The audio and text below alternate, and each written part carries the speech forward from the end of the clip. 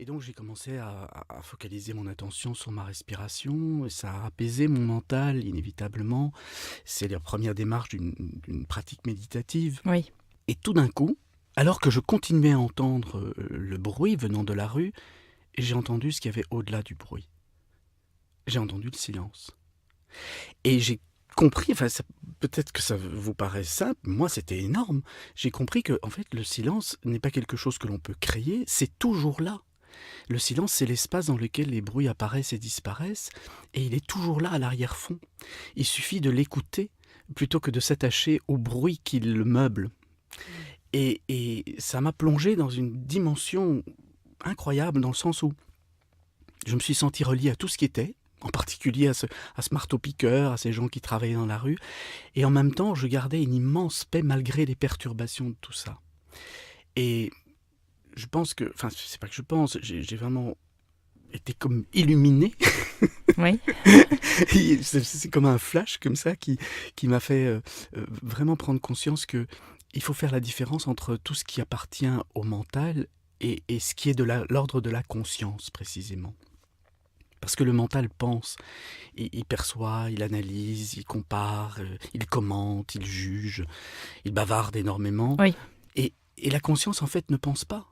Elle constate simplement. Dans cette expérience qui est bien au-delà des mots, parce que c'est une expérience au-delà du mental, c'est une expérience de la conscience, de l'éveil de la conscience en Oui. nous, quand le mental s'est tout d'un coup apaisé.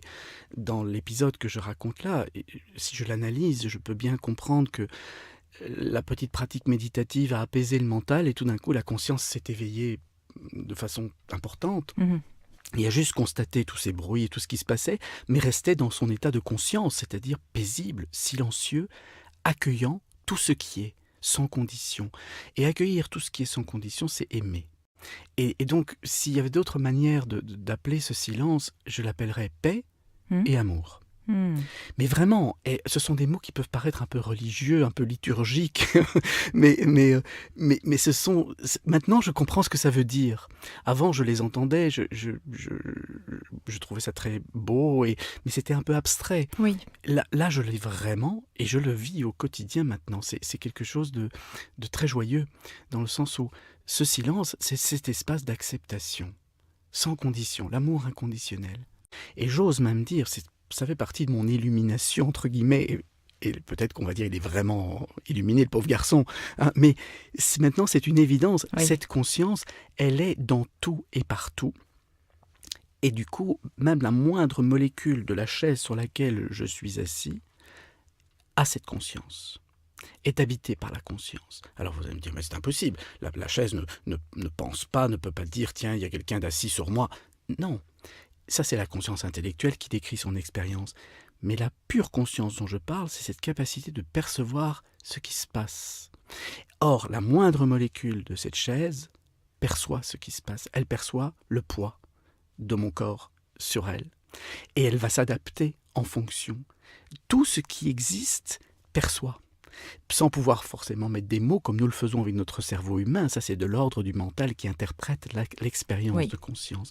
Mais la conscience, elle est dans tout. Et du coup, on peut, si on veut remplacer le mot conscience par Dieu, dire Dieu est dans tout. Oui. Et si ce Dieu, cette source, cette conscience est l'espace-source dans lequel tout apparaît et disparaît, alors on peut commencer à peut-être se rapprocher de ce que nous laisse entrevoir la physique quantique, d'un espace d'émergence, de ce vide quantique Oui. dans lequel il y a tous les possibles, Mm. et c'est la conscience qui va déterminer quelle sera la nature de l'expérience.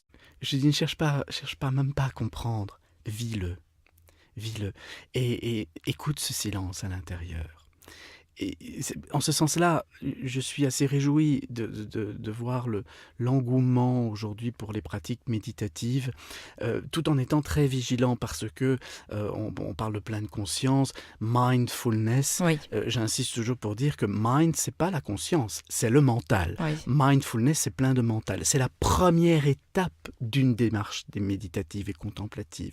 Être mindful, c'est être pleinement là avec son mental, à observer ce qui se passe dans l'instant présent, Mm.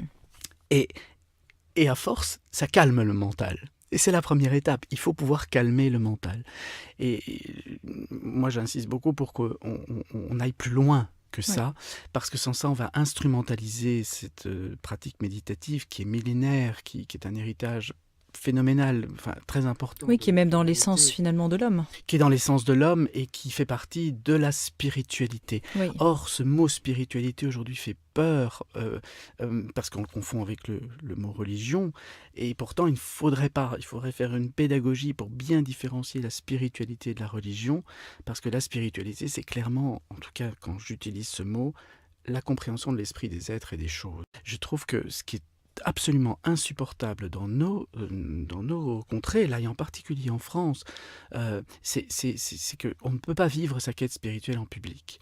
C'est quelque chose qui doit être presque caché, comme si c'était honteux. oui. Et je ne suis pas d'accord. C'est peut-être la plus haute et la plus noble tâche qu'un être humain Oui. s'assigne, c'est d'avoir un chemin spirituel. Que cette expérience vécue il y a maintenant 7 ans a réveillé, c'est vraiment que bien sûr, il y a notre ego, et il ne s'agit pas de le détruire, l'ego. Il ne s'agit pas de diaboliser l'ego. Nous en avons besoin, c'est notre personnalité, notre identité, et ça nous a permis de nous adapter, de survivre dans cette existence. Mais si l'ego ne tourne que sur lui-même, ça devient pathétique. S'il ne fait que pour se rassurer, ça devient même tragique et dangereux. Et il faudrait pouvoir mettre toutes les merveilleuses qualités que l'ego a développées pour survivre au service de plus grand que lui. Et ce plus grand que lui est en lui, est en nous. Mhm. C'est cet espace paisible, silencieux et aimant, cette essence de l'être, que vous pouvez appeler Dieu si vous voulez appeler ça Dieu. Moi j'appelle ça la vie. J'ai des amis catholiques qui me disent, mais tu sais, moi je fais l'expérience de Dieu et je dis oui, mais pourtant, tu vois bien que si tu fais cette expérience-là, c'est l'expérience de l'amour inconditionnel. Donc tu ne peux plus avoir un jugement comme tu en as par rapport à certaines minorités ou à certaines personnes qui n'ont pas la même religion que toi. Tu ne peux plus, ce n'est pas possible. Et si tu es encore dans ce jugement, c'est que tu n'as pas fait l'expérience. C'est que ça reste du concept dans ta tête.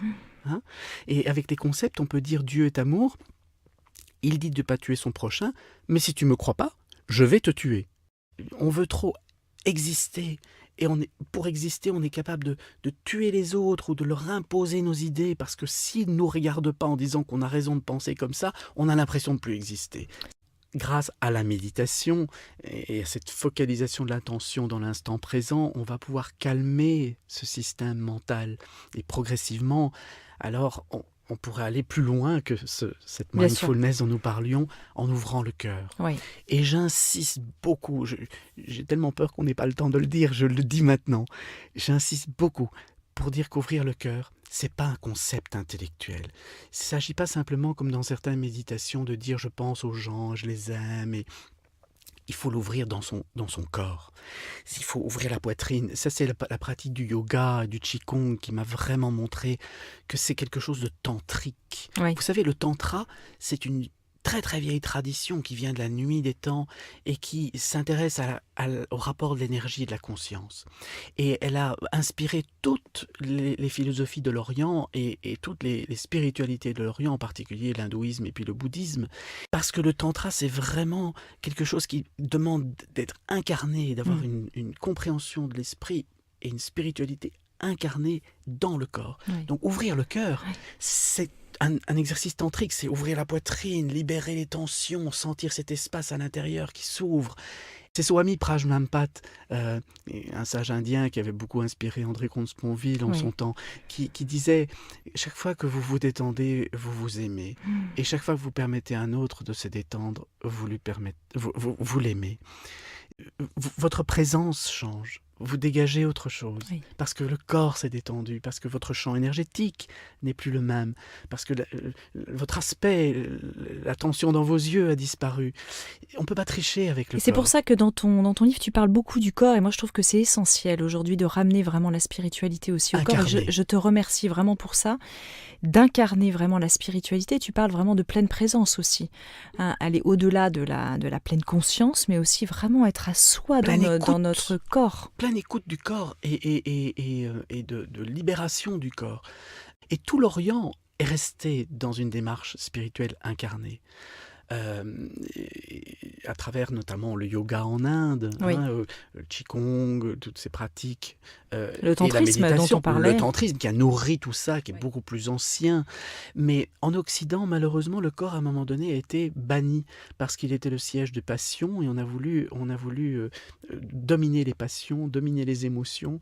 En Et se du disant, coup, puisqu'on n'arrive pas à les gérer, on coupe. on coupe En fait, c'est ça. et on punit. On punit, on se flagelle, On on culpabilise. culpabilise. Et du coup, toute la spiritualité occidentale est coupée du corps.